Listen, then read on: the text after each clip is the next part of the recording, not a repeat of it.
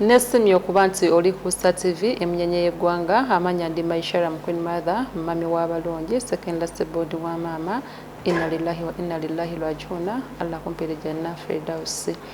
Olunaku olwaleero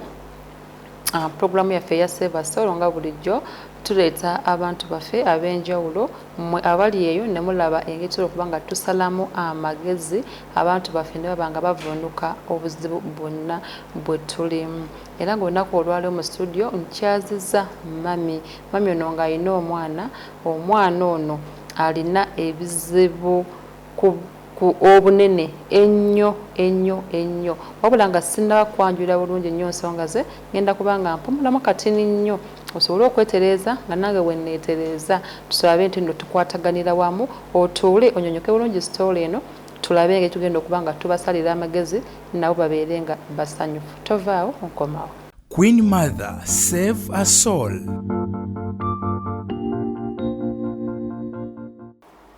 Kukulisayo nnyo kansubire nti nno kati weteeseteese era oli ready okubanga olaba programu eno wabula go wenna aliyo nga programu eno ogirabye oli mu mbeera sinungi nnyo ng'oli mulwadde nkusaasiddeko abafunye obuzibu obw'enjawulo mbasaasiddeko katusabe nti Allah ajja kubanga abo bavuunusa wenna gy'oli alabidde ku ssimu alabidde ku TV yo alabidde e Kampala alabidde mu kyalo wenna gy'oli tukwebaza okuba nti olindiriranga nnyo programu eno ya Save Us Soul taasa omwoyo mu mutima omulungi naffe tuseema ate mu kaseera kano kamba njulire omugenyi wange olunaku olwaleero tulaba ate nge tugenda okuba nga tumutaasaamu. Mbalamusiza nnyo mwenna abalabi ba Star TV mwebale gyonna gye mukola mwebale olwa programu eno Save Soul nange nagiraba nga nina embeera gye mpitamu n'abaana bange ng'omwana wange ali mu nju akaaba kubanga yakola ebibuuzo last year. Ndi maama abaddewo nina abaana 3 naye nga nze mbalabirira kati ekiseera ne kituuka omwaka guno nenfunamu obuzibu ebintu ne binkyankalanako kati nennemererwa omwana ono ali mu P7 nga nina agenda mu senior 4 nga nina n'agenda mu P6 kati omwana ono n'akola ebibuuzo naye mu kuyita mu kusoomoozebwa okungi ng'edimansita mukanga togenda kukola paka ku last week mwe balina okukolera ebibuuzo naye n'amukkiriza n'akola oluvannyuma kati n'atuwooninga nga wabulayo wiiki emu n'agamba ebibuuzo tebigenda kukola ki temugenda birabako. Ebibuuzo bwe byafuluma ne tuteekamu index namba y'omwana ebibuuzo ne bigaana okujja nengezaako kibuulira abantu abalala nga bawakana mu tekisoboka ne bagezaako n'index namba era njina nga ebibuuzo by'omwana tosobola biraba ne mukubirako essimu nga mubuuza abaana bakoze batya nangamba abaana bakoze bulungi naye byonna eby'omwana wo n'ogenda biraba ng'omaze okusasula ssente. Yali ambanja emitwalo 5 n'ayongeramu emitwalo 2 mu giba gya kutima recommendation kati ebibuuzo ebyo n'abisiba okuva olwo. Nze ng'embeera sirina busobozi bwonna kubanga nali ndafuba nakooli akola ebibuuzo agende mu senior 4 ng'ate n'ono alina ogenda mu P6 kati ne ŋŋamba mbw'oba naasobolwa naye obusobozi ne bumbula omwana ono n'akola ki ebibuuzo ne bitavaayo okutuusa leero atudde ewaka nga sirina busobozi bwonna kubanga mbaddewa abaana bano mbadde nabo omukulu alina emyaka 16. Oli ku Star TV emunyenye y'eggwanga program Save Us Soul taasa omwoyo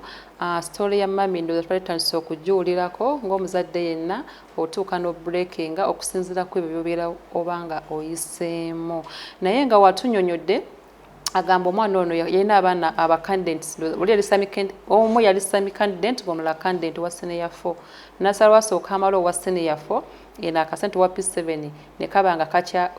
yali agenda mu P7 yes akasente nga kakyagaanye nono yatuuka okukola ebibuuzo nabanga teyamalayo obuzibu bwavudde ku mitwalo 5 gayinza okubanga manene kuye naye nga gwali eyo osobola okubanga omukwasaganyizaako ebibuuzo ne bidda naye nange wenina question mark subira nawe okyebuuza nti ebibuuzo bino eno oteekamu otya index number ebibuuzo ne bigaana okubanga bidda oteekamu ta index number utafuna results ezo kuba yes ku ssomero but bajja kwa recommendation nga tonasasula ssente z'obeera obanjibwa naye ate wano ku ssimu onoobusoma oli kubanja yo nga UNEB bw'oteekamu pini system kati empya eriwo ebibuzo by'omwana oyo obiraba ndimu akalowooza nti oba ebibuzo by'omwana teyakola wendako omuzadde omulala ku ssomero alina embeera gy'oyitamu oba owuwo yekka yayita n'asasula school fees zimalayo omwana yakola ebibuuzo Headmaster mwennyini ne mukubira essimu n'aŋŋamba mbu ebibuuzo by'omwana byakomyewo n'abaana rumors ne ziyita ng'omwana ono yafunye first grade naye alina password mbu gye bakozesa yagikozesa oba from UNEB which I don't know n'agikozesa mbu password Headmaster asobola ogiwaayo omwana ebibuuzo bye n'atakola ki n'atabiraba kubanga ffe okuva olwo twagezaako ate nga byakomawo n'atugamba ye mwennyini n'abaana ne boogera naye nga ffe tetusobola biraba ate nga era tasobola bitulagako ng'ayagala tusooke tumusasule ssente. Okay. Ndowooza bamuwulidde ekituufu kiri nti sisobola kudda wano njasanguze essomero terina musango sijja kwasanguza Headmaster ani oba ani talina musango omukyala ekimuleese buyambi naye ngera mu buyambi tusaba ne Headmaster naye tumusaba tuyambe atubeerera omugovu kuba omwana ono yatula ebibuzo bya 2024 senior 1 bayingira kati kitegeeza ye talina kufuna mukisa guyingira of which anoonya school fees sente zalina okusasula emitwalo 52 ne sente ezigenda tukubanga ziyingiza omwana mu secondary era nga kaseera kano nga faba sevaso tuna basari zetuyina nate sinafuna basale ya mwana wa secondary era wenkoolera omuntu yenna ali eyo bannannyini masomero bw'osobola tuwayo ku basale ez'abaana aba secondary kuba abaana abasinga ba secondary abajja wano sirina mukisa gubayamba okuleka abaagala okukola ebyemikono n'abaagala ogenda ku university ne primary school at least yo New Valley yatuwadde era abaana ba primary bo nsobola okubanga bako wenjogera nti kati mutwale mu ssomero bweriti oba kati mutwale ku New Valley bajja kubanga basale ya ku school fees naye kati mu kaseera kano ndaba nga sirina buyambi nnyo bwe nsobola kukola okujjako mubaleetera kati gwali yalabye gosobola ogamba omukyalo ono kati muyambe kwanonya emitwalo 5 mu emeka emitwalo 5 mu 2 abeere nga asobola okuba nga ajja ebibuuzo by'omwana we then tutiteekanya tulabe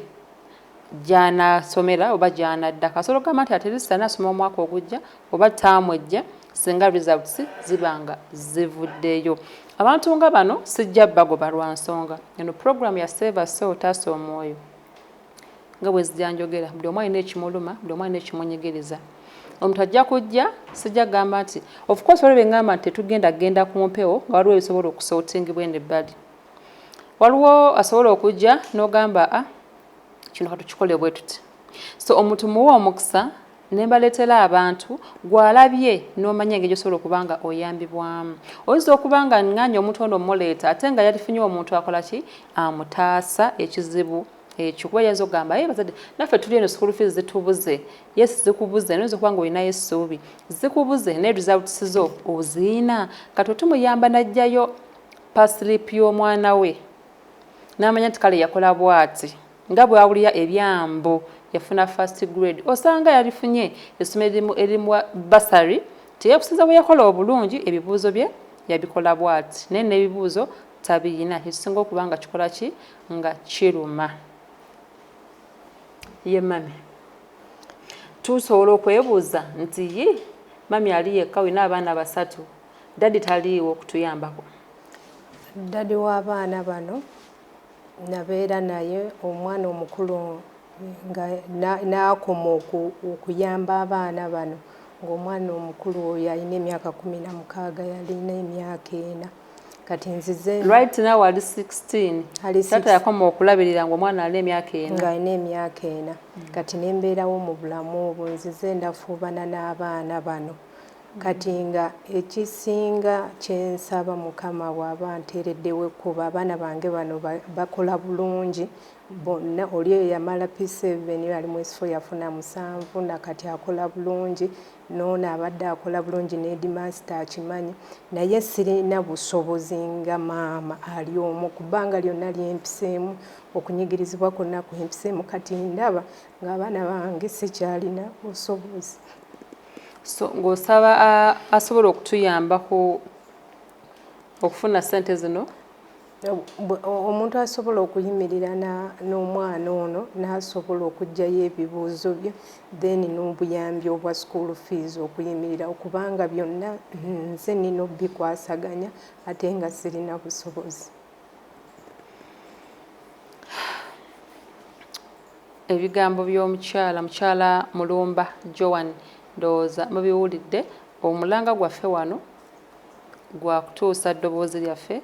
ne musobola okuba nga muyamba abantu bano ne tulaba engeri gye baba. Omanyi kirumanyi okuba nga oyagala okusoma naye nga ssente teziriiwo. Yesterday but one omukyala ono yankubidde essimu nanga Queen Mother mbadde nkusaba oyogereko n'omwana we ali mu nnyumba ali mu kunkaabirira omwana akamba ayagala kwogera naawe.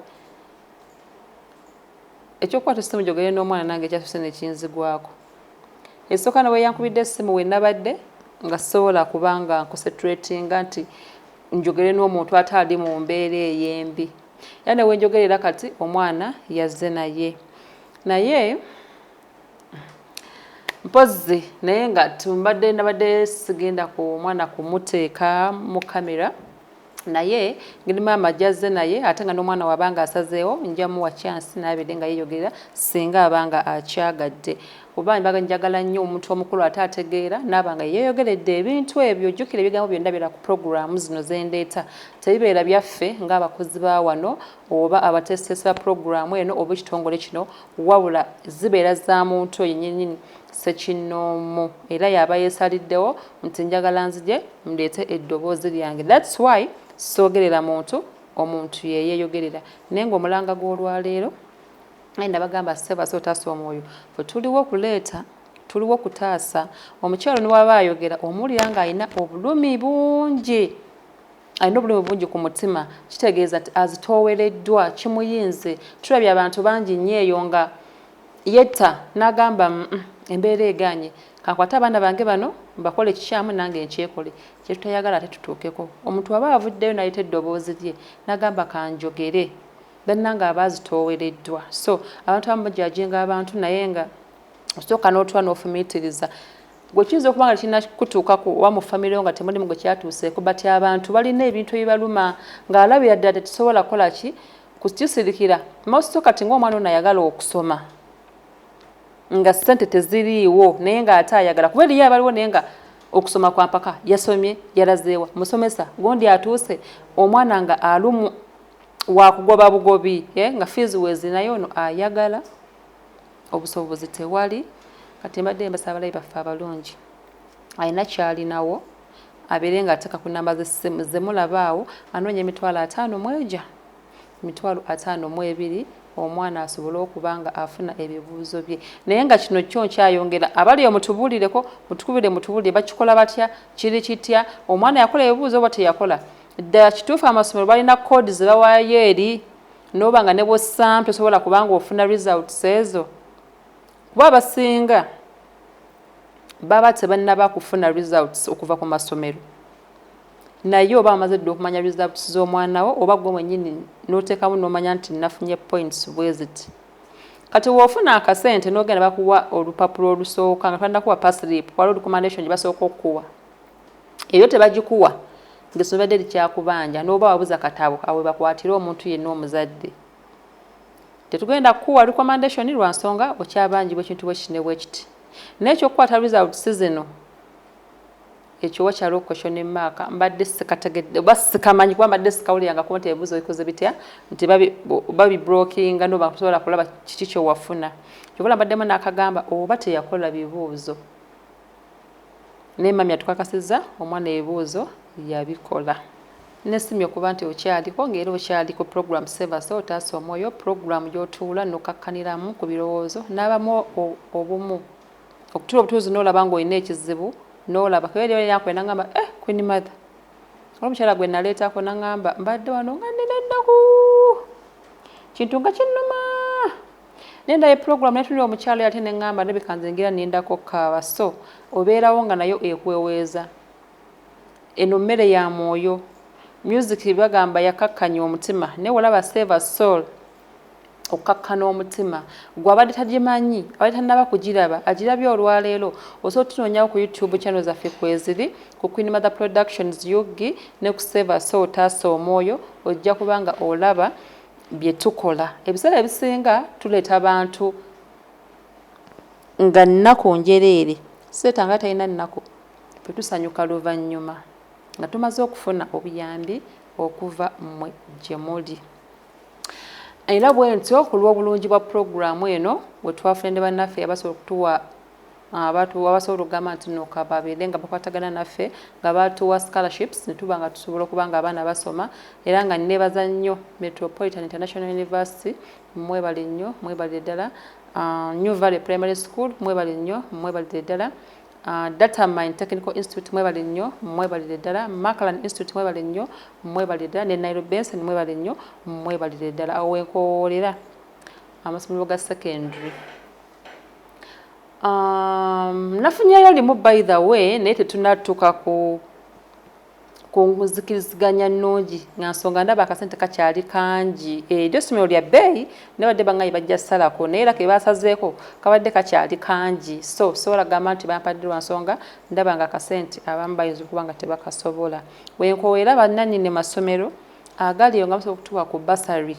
aga secondary ne primary ezikyaliyo mujje tusobole okuba nga tuyamba abantu bano tulabe nti Uganda efuna abaana abalungi buli abaana bakendeera ku nguudo buli abaana bakendeera okuba nga banywa enjaga buli abaana bakendeera okuba nti tebalina byakukola ensi etambula bulungi era ebeera nga yeeyagaza mami wanje kati nze bwe nalaba puroguramu eno nali mu mbeera ng'omwana oyo abeera agaano okwegamba nga n'okulya kugaana ng'asiiba yeebase naye bwe nalaba puroguramu eyo ne mpulira ng'esuubirizeemu ne ŋŋamba kannyumukire okubanga saalina kikola engeri gye nze nga mpita mu mbeera n'abaana bano nafunako n'ekirowoozo ne ŋŋamba oba mbeeko wenzirukira odduka obalekewo nga mpulira embeera naye nenkola ki okusinziira n'embeera nga mpulira essuubi nti buli kyakumakya ng'oba embeera enookoze ki evudde okubanga bw'obalamu nga gwe buli kimu okubaliisa buli kimu nga kiri ku ggwe naye nga neebaza Katonda nti ambeereddewo kubanga singa sitabadde ye bandibadde n'omukulu tatuuka yeeyo buno n'amala primary naye nsize mpitaamu bwentyo kubanga nalina bizinensi nga nina botiiki nga ntunda n'ebyokunywa kati omwaka guno bwe gwali guggwaako nenfunamu n'obuzibu mukadde wange n'afuna stroke neŋŋendako mu ddwaliro eyo n'embeerayoko bizinensi ne wabanga nagenda okomawo nga Land Road amanja emyezi gyali 2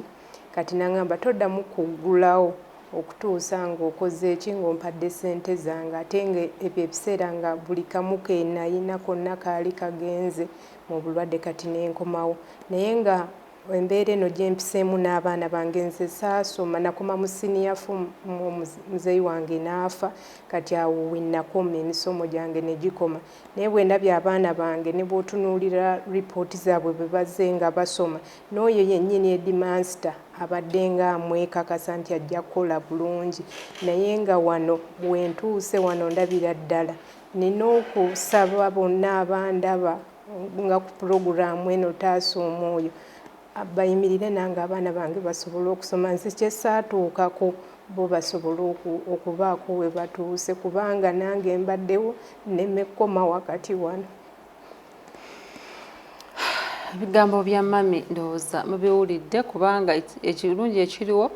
afa ku kimu ku abaana kubanga badda ku ssomero nze nange nkoma kimu kukoowoola tibannaye kyonna ky'oba osobodde enamba z'essimu zezo z'olabaawo tulabe nga tukyasa omwana ono at least second term abeere nga asobola okuba nga agenda ku ssomero mmanyi ripooti weneevaayo ajja kuba nga asobola okuba nga afuna essomero lyonna tufunye ajja kuba nga aligendamu asobole okuba nga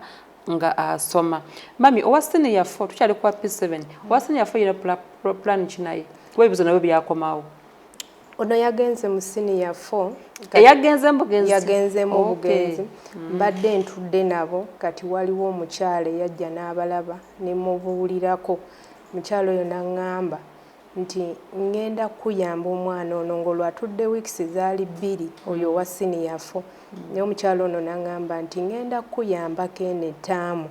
omwana ono asobole okugenda wa ku ssomero n'oli omwana omulala yali agenze mu P6 naga ngenda kukukwatirako naye okole kyonna ekisoboka bw'oba osobola okufuna obuyambi obugenda okukuyambako abaana bano nze nkukwatiddeko eno ettaamu n'asasulira omwana ono owa senior 4 n'amusasulira n'agamba naye fuba okulaba kyonna ekisoboka nti nze ettaamu ejjanja kuba nina nange ng'ebyabaana bensitudde naye nannyambako ng'omwana ono amulaba 2 weeks ziyiseewo ng'atudde wako owa senior 4 nannyamba n'aŋŋamba naye kola ekisoboka kyonna osobola okulaba nti mukama bw'aba akuyambye n'ofuna basale ate ng'abaana abo bagezi naawe ne bw'otunula ku ripooti zaabwe owulira nga bw'oba omuzadde tosobola kulemererwa gamba mbu kankole kyonna okuyamba abaana bano okubanga bakomaawo n'amagezi gaabwe ago kati omukyalo oyo nampanirirako ku baana abo babiri just for this term n'aŋŋamba nsobole okukola kikubanga ne puroguramu eno mukama ye yajindaga nga ndi awo nsobeddwa ne mukama nenyimirirawo bwe nti nagenda okulaba nga ndaba Save Soul neŋŋamba kankole ki kantambule ngende ku Star TV nsobole okutuusa ensonga zange zino. Toyanzege nsooka okwebaza omukyala oba neighbour oba ani yayamba abaana omukwano gwe bambi tweyanza nnyo toyanzege be bantu betwetaaga mulamu buno obwensi manyi bali ne mukwano gwe nasobola kugamba nti nadde ejjiko ya sukaali yiino ng'omwana talina kyakunywa nga ye ngagamba nze munawe omukyala oyo mukwano gwange nga mukola lugambo lwokka lumbeeramu ab'omukwano naye nga ofuna obuzibu omutasobola kubanga akuyimirirawo mami tweyanza nnyo tweyanzege weebale nnyo weebalire ddala. Ngenda kubanga mpumulamu nateera katini nnyo nate tukomewo tovaawo okyali ku program Save a Soul taasa omwoyo. Queen Mother Save a Soul.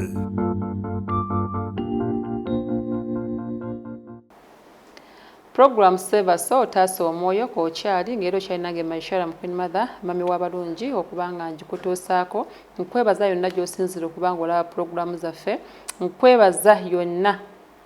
gy'osinziira n'ogamba yadde ndi wala kantoole akatono kano kennina mbeere nga mpeereza obuyambi mu buyambi obw'enjawulo bonna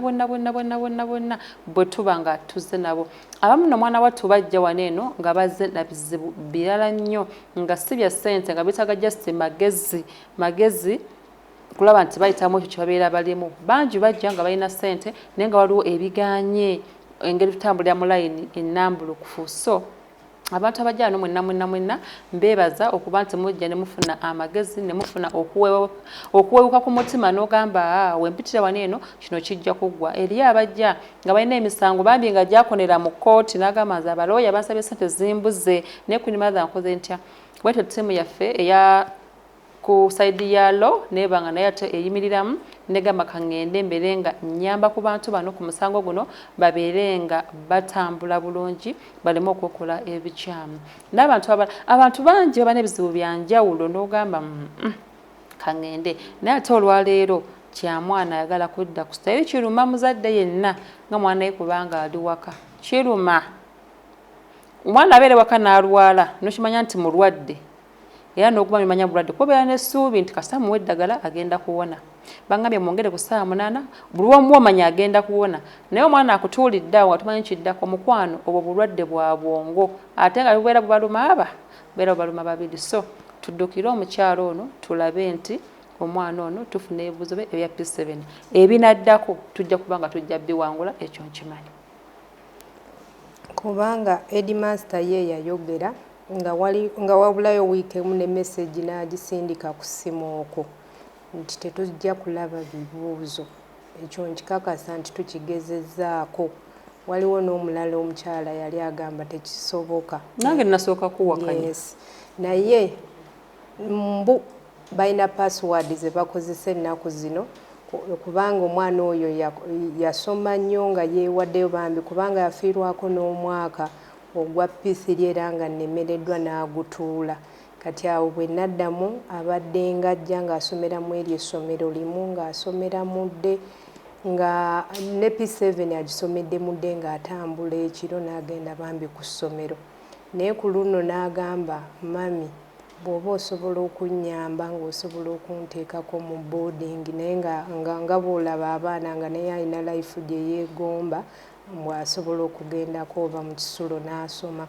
Naye nze kyensaba bonna abalabi ba Star TV mbasaba muyimirire nange abaana bange basome. Era mbadde ngenda kubuuza nti emitwalo 5 gano abadde agasoma mudde yes abadde ali mudde kubanga awo wetuba ogambye nti ebiza bikola ali mudde tasomerangako mu boarding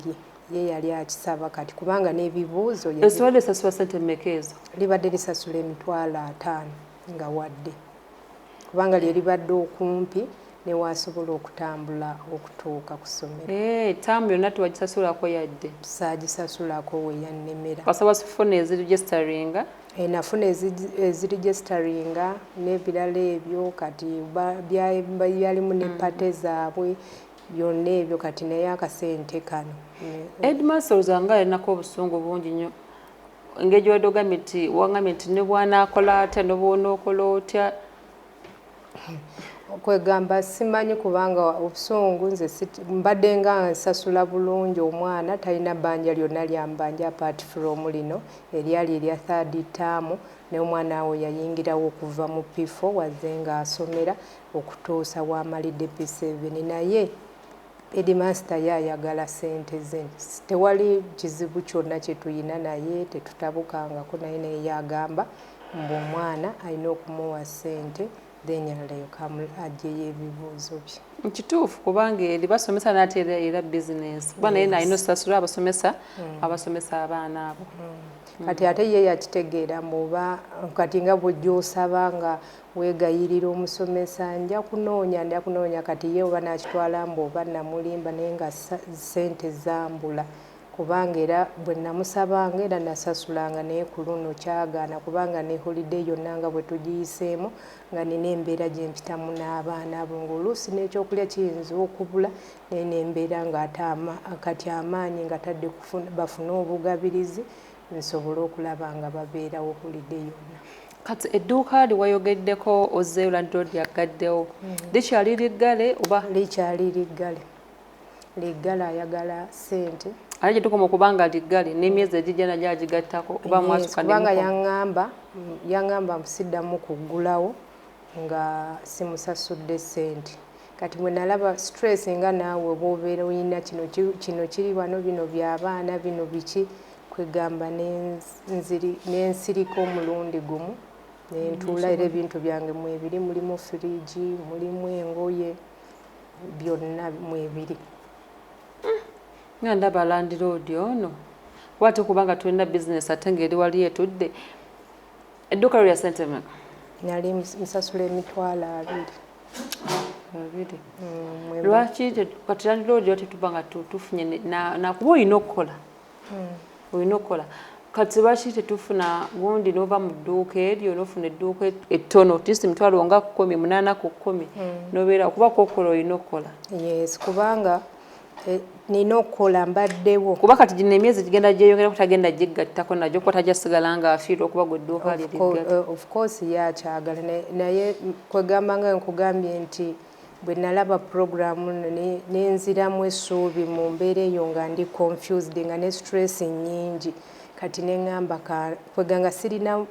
kkubo lyonna na busobozi bwonna ebintu byange biri muli byonna ng'ate Land Road agambye siddamu kuggulawo kati nendaba nga ebintu byonna bikomye nensooka nenkola ki nentuula. Twali tubeera eri ku katale Jomaayi awo bwe tubadde tubeera naye ne wavaayo omuntu eyannyamba n'atufunira ennyumba we tuba tubeera n'abaana baneseeta kati kwe kuvaayo bizinensi nayo nga ye ekyaliyo sisobola kugijjayo nga Land Road simusasudde. Kati ne tudde ne seeta twaddayo mu February ng'atandika omukyalo oyo n'atuwa ennyumba wendi n'abaana abo. Famire ya taata yadde yagaana taata okusasula ssente balamuwo banyazaala bo baani tetulina gusobola tutandikirako kubanza abantu ng'abo abamu banjaganya okutandikirako kkoko kwabo oba nawe toyagalira ddala kumanya wamanya nti kati bano bange nedda nayogerako ne ssenga w'omwana oyo ne famire eri nze nagendayo nga bwomanyi twesanga n'omwami muno mu kibuga nga nze nali nsomera muno netwefuna naye nga saamanya bifa mabega nga bw'obeera n'omuntu kati nagenda okugenda ew'omwami nga mpezeza abaana abo abasatu naye bwe natuukayo nensanga nga balina ettaka lya famire just kwe batudde kwe bali waliwo ne baganda babamu aba tebava mu bufumbo nga bali awo nga balinawo nnyumba ya famire nembatuukamu kati jo embeera bwezze mu myaka egyo gyonna nga bwenkugambye bwenze ntambula mu bulamu nga ngezaako bakubira naye teri muntu n'omu wadde yali ampaddeyo obuyambi bwonna buli omu agamba mbu bo tebalina kyakola nyengezaako okwogera noyo nazalange naŋŋamba mbu nze sirina kyenkola sirina baana bwe nnyinza kola kibbalabirira kati kitaabwe yaŋŋamba ekintu kimu mbu ye kubanga yalina omulimu ne gwaggwaawo kati omulimu bwe gwaggwaawo n'agamba omulimu gwasobola okuddamu okufuna gwa kuvuga ng'alina driving permit n'agezaako okubigobako balinga abantu ba mirundi esatu nga oli amugaso okumpa ssente nkufunira omulimu ne tubigezaako naye abamu ne batulya ne ssente ng'oluvannyuma omulimu togulaba netugezaako n'okubisakingako naye ng'emirimu gikola kati ye n'awanika n'andekera ki abaana n'adda mu kyalo n'atuula kati nze nenja nga ndafuba na mu kyalo sirina gye mbateeka nnyumba ya famire bonna mulimu abantu bali awo ye bwe n'atuula abaana bano nga tebasomye tewali ayinza kuba tewali waka wali kintu ky'oyinza kugamba mbu kiyinza okuvaamu obuyambi bw'abaana bano mbw'oba nina kye nnyinza okukolerawo kisobola okubayamba kati nange ne ŋŋamba kambeere n'abaana bano Katonda yamanyi gye tulimalira nabo bwe kiri ng'era maama yenna tosobola kumala galeka mwana wo wantu nga nawe olaba n'embeera tewaliiwo progress n'ogamba kantobe era bwe namukubirako anti waabwe ne mubuulira omwana nti ebibuuzo byakomyewo naye headmaster yagambye mbu nno tetugenda biraba nga tetujjeeyo ze naŋŋamba sirina nange kyakola kati nga bo sayidi eri baagala eno sayidi eyaffe yebeere buli kimu ate in fact nga abantu bangera bazze olugendo luno nga bwenkugambye nti omukulu alina emyaka 16 nzize mpita mu bintu nga famire ye kubeererawo ng'ennyamba olumu ng'ekola kinaye nga oyo omwana gw'olaba era yafiirwa omwaka mulamba nga tewali school fees n'agutuula kati nendabira ddala nti wano wentuuse bwe mba nvudde eyo yonna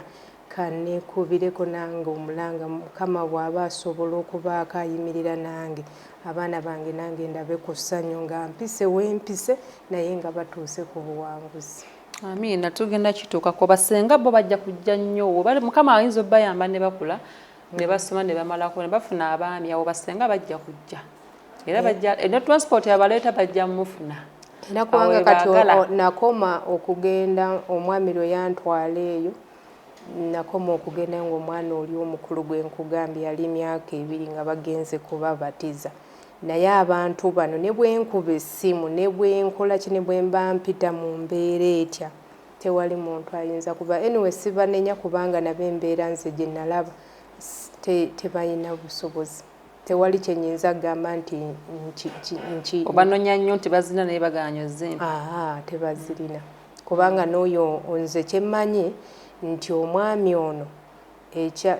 yali talina buzibu sisobola kulimba nti oba yalina obuzibu naye ekyamulema okukwasaganya kwe kunoonya omulimu ne tusobola okuba nga tuyamba era naye alimbamu nnyo oba ku mwana kwaleka ku myaka 14 paka 16 era nga tofuna bwe yagulina yali nga yali tabawa wali we yayina omulimu twabeera naye omulimu bwe gwaggwaawo nga omwayawukana ne guggwaawo emulimu bwe gwabula yalina kampuni gyakola kati bwe yavaawo ye n'akola kinagamba nti omulimu gwasobola ye gwe gw'okuvuga era pamiti n'aginoonya n'agifuna naye bwe byamutawaanyaamu ye teyafaayo nga kwegamba nga kati nze bwe nnyimiridde ye yabindekera n'abisuulawo ye n'adda ewaabwe n'akola ki n'atuula kubanga essaawa eno ne bwe mukubira essimu olanga akaseera ako abaana bwe babadde baddira ku ssomero tebiba byangu eri omuzadde ng'ate otunuulira oli weka naye tewali kantu konna kayinza gamba wadde omutwalo ne leero mukubidde nga mugamba nina wendaga n'omwana ono naye kaabe transport ogabe bali mu kyalo balinawo ettaka erya famire n'emmere gye balima okuweereza abaana balyeko wani taata kati kwali ku ttaka yena tubyogera n'abazadde abamu bali mubeera mulina okuyigamu omuntu osobola okulemererwa mu kantu akamu naye n'ogamba kale wano kankwasaganyeko kati bali mu kyalo batudde ku ttaka balituddeko tebalima bo tebatuweerezayoko ku muwogo oba ku lumonde kati mu kyalo awo omuntu atuddewo ye jjajja waabwe mpozi n'oyo taata waabwe ne anti waabwe ali awo ewaka be bantu abatuddewo naye ng'ate n'ewaabwe wala emmere oba tesobola kuvaayo n'etuuka eno kubanga bava 40 be 40 etuuka bagisa ku baasi n'etuuka naye nga kale nina omutolo wange emmagi emmagi ekutumiddeko nnyo nina muwala wange emmagi emmole bagisa ku baasi n'ebe 40 n'etuuka e Kampala naye ng'ekisinga okunnuma ku mwami ono tewali wonna wembeera mpita omwana oli yagenda mu siniya 4 kata feintinge kubanga yali mwana mugezi nnyo kati nga obulamu bwe bunaagala kusoma naye third term eyo ng'addayo bannange yakaaba nga mukubira amasimu ng'alaajana naye tewali contribution yonna ku baana bano gy'ayinza agamba kimu mbu bw'anaafuna omulimu ajja kubayamba naye ng'ate omulimu simanyi waanaagufunira simanyi magezi ki gasala kubanga omusajja yenna aba alina okuyiiya n'olaba nti wonna wempita n'abaana bano kanyimirire ng'omusajja naye ebyo si byaliko ebigambo byaffe tebiba bingi nnyo biba bitono wabula okusinga tuba tuwombawomba ne tuba nga twagala kulaba nga tufuna obuyambi engeri tusobola okuba nga tuyambamu abantu bano nga Save a Soul tuvaayo ne tuba nga tubawadde ekitangaala tusobola okuba bajjirayo ne musobola okubalaba ne musobola okuba nga mulaba engeri tusobola okuba nga tukwasaganyamu ffenna ne tulaba nti omuntu aba nga awewuka ku mutima yakatweyungako programu eno mami ono alina omwana yakola P7 ebibuuzo bye paka kati tanakubanga abitunulako olw'ensonga nti essomero gye yatuulira babikwata ate ne obirabira ku ssimu balina koodi gye bawaayo so tamanyi biki bye yafuna naye omwana ali mu bulamu si bulungi ayagala kulaba bibuuzo bye baga bamanye ki ekiddako naye ng'ensonga eva ku ki emitwalo 5 gisomero gye gibanja omwana abeere ng'afuna ebibuuzo mukwano gwange enaali eyo enamba z'essimu zoolabaawo kuteeka obuyambi tulabe tunoonyeza omukyalo ono ssente omwana ono abeere nga asoma ngenda kubanga nate era nga mpumulamu kati nate nzijalimu omwana ayogerwako kuba yazze mu malirivu okubanga naye atunda mu kamera zaffe abeere nga abasaba obuyambi tovaawo kankomewo n'omwana Queen Mother, Save a Soul. Okyali ku program Save a Soul taasa omwoyo ng'era okyalina ng'emashara Queen Mother mami w'abalungi okubanga gikutuusaako nga programu eno ebeerawo buli lw'omukaaga ku ssaawa emu ey'ekiro paka ssaawa 2 buli lwamukaaga ate ne ku YouTube osobola okugenda okubanga ogirabirayo gwaba asobola okubanga ogimisinze oba ng'otandise nayo ng'obudde bugenze oba nga obadde oyagala okukola programu zaffe endala osobola okugenda ku Queen Mother Productions yogi n'oba ng'osobola okuba nga ozikeberayo oba ku Save a Soul taasa omwoyo zonna zibeerayo mu kaseera kano nze n'omwana abadde ayogerwako nga omwana oyo y'omwana gwe baakwatira ebibuuzo bye era ng'embeera gy'alimu si nnungi nnyo akkiriza okuba nga ajja ayogereko nammwe abeere nga abawa ensonga ye ababukulira omutima gwe naki kyayagala. Balamusizaako mwenna abalabi ba Star TV abali ku program The Save a Soul. Nze nga natula ebibuuzo last year naye results zange saasobola zifuna ne bazikwata era nga zisobodde kuddayo ku ssomero kubanga nina bba nga ngenda mu senior 1 naye bonna abali eyo abandaba njagala soma yenna alina ku buyambi asobola obbumpa n'aba nsiimye nnyo. Ojja kuba osiimye nnyo tofaayo obuyambi bagenda kubutuwa n'abantu balungi obuyambi bagenda kubutuwa era ojja kuddayo osome toddamu kaaba ate ne mami tobuteeka nnyo ku pressure ye kuba buli lw'omukubira essimu bw'obeera naye aba ayagala kunkubira essimu twogere ate kati nga nange ebyokwogera biba bikola ki basibiina mu kaseera kano nga nakujja mbyogerere wano eno n'abantu batuyamba owulidde kati mami bw'omumalamu ennyo amaanyi abula naye akaaba nabula amaanyi agagenda ate okunoonya kyemunaalya sobeera mugumu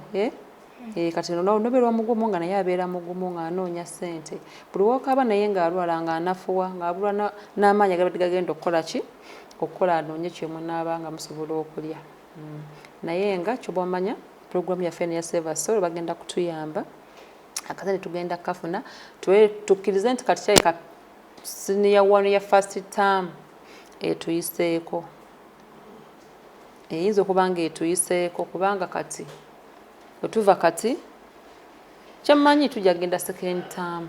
naye tumanye ebya Katonda ayinza obbikola abaana bawummula mwezi gwakumeka pakati kubanga tuzanye mwezi gwakutaano baana bawummula tujja kgenda second term okitegedde bajja kuba bebasomye nga si bingi nnyo oli mukyala mugezi mami atugambye obadde osomanga bulungi era ojja kukola kopa notes bulungi nnyo ojja zisoma kasenya wano kabeera kangu tokatya sha kasenya wano nze kamanyi kaba kangu ate obu notes obusooka wa first term bubeera na butini bubeera butini era ojja kugenda olabe badde manyi notes nnyingi ogisanga wakoze opapula ngaabo buna oba busatu sobeera muto gaba nange nfiiriddwa nnyo teri notes zaamu mu senior 1 za first term ekitegedde togamba nti bakusomyeko nnyo kyogenda okuba kale ng'omiisizemu naye era tunatwala ku ssomero tujja kwogera n'essomero gyetunatukututte omusomesa amanye nti gwe first term tewagisoma basobola okuddiramuko bakuwa orientation eyo nga wakayingira secondary kati ebyo byokka by'omiisinze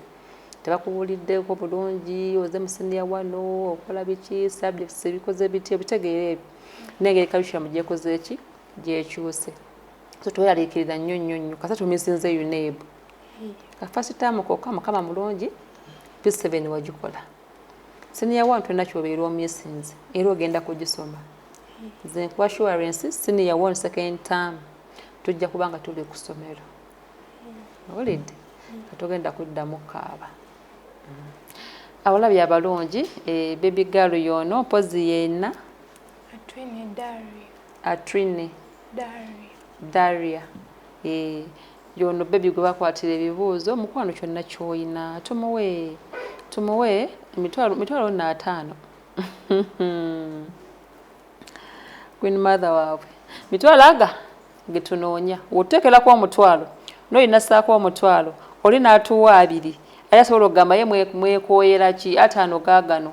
tujja kuba tukoze bulungi nnyo baby afune ebibuuzo wanaabifuna erya secondary tujja kutetenkanya nze manyi we naaviira wano ngenda kuba nfunye essomero ligenda okukola ki okuba nga lituwadde basary nye banaatuwaako haafu tunatandikiraawo naye ng'ate lisiga 5 tuganoonye sanje ngenda zisaba nina ku bantu baffe naba baleetera nabaleetera abantu baffe tulabe engeri tusobola okuba nga tubayambayambamu ngonza okugamba yine banoonya mitwalo 5 nina 15 zokka zino zigenda kuyamba mukwano ziyamba 10,500 zigenda kuyamba kinene nnyo kuba era ku mitwalo 45 ku mitwalo 5 kulako 15,000 zijja kuba tezikola ki teziwera so wenna yena kyosobola okutuwa ennamba z'essimu zeezo tezikyukanga genda kubanga tubaaniriza tugenda kubanga tubeetegekedde okubanga mutuwadde kasente ako twaleta omwana ono second term egenda kasente yawono kangu wamasike kyo kangu nnyo notisi zamisinze si nnyingi nnyo ajja kubanga asobola ozikopa ajja zisoma era ajja kusoma bulungi lwaki sibasiibula atwine era twadde oyagala okusobola okwongera okugamba ku bantu baffe nga sinnaggalawo kyolya ku mutima kyogere oba okoowola dadi oba senga oba kojja oba ani gw'ogamba ku kyalo oba maamaani mugambe abantu mwenna abatulaba abali eyo ng'osobola okunyamba nkowola obuyambi bwammwe bonna munyambe nzire ku ssomero kyekyo okwowola kufuna buyambi era kyekyo kyekyamuleese talina kira takooweddaani tameshoninzaani so gwe wenna kyoyina tweyanziza ajja kubanga asobola okubanga adda ku ssomero yajja kubanga adda ku ssomero munzikirize olunaku olwaleero mbeebaze okubanga musobodde okubanga wala programu eno nate nja kubanga mbalindiridde wiiki ejja wabula nga sinnasiibula ngenda kwebaza ttiimu gye nkoze nayo olunaku olwaleero nga omwo mwe mulipo ye po linnya liddala nga lindeerabira muhwezi po oyo abeera ku kifaananyi era okyala nga kikyankalanyeemu ogamba leero po nno yakoze eki kino yaba abikoze sinze nze wa kutuula neeno kwogera yakuwa ekifaananyi n'akiza eno n'akiza eri ngenda kubanga mwebaza awo nno kwe kuli ne Mutebi Brian oyo yakwasaganya ebya kamera wano eno agamba kati gwe kamera eno yagenda okukola kati ekifaananyi kigenda kukola bwekiti kano kaganyeemu mwebala emirimu emirungi gye mutukolera ne neebaza producer wange neebaza editor wange mwami Uthman Sempebwa mwebale nnyo mwebale ddala emirimu emirungi gye mukola mwami Elia Tenywa mwami Tamale Tams Media mwebale nnyo mwebale na mwenna abakola mu control room omwe muli Michael Wagga mwe muli Jacob bannange mwebale nnyo mwebalire ddala okulaba nti mutwala programu eno mu maaso munzikirize kumala olunaku olwaleero nate mbasinkane wiiki ejja olunaku lwe lumu essaawa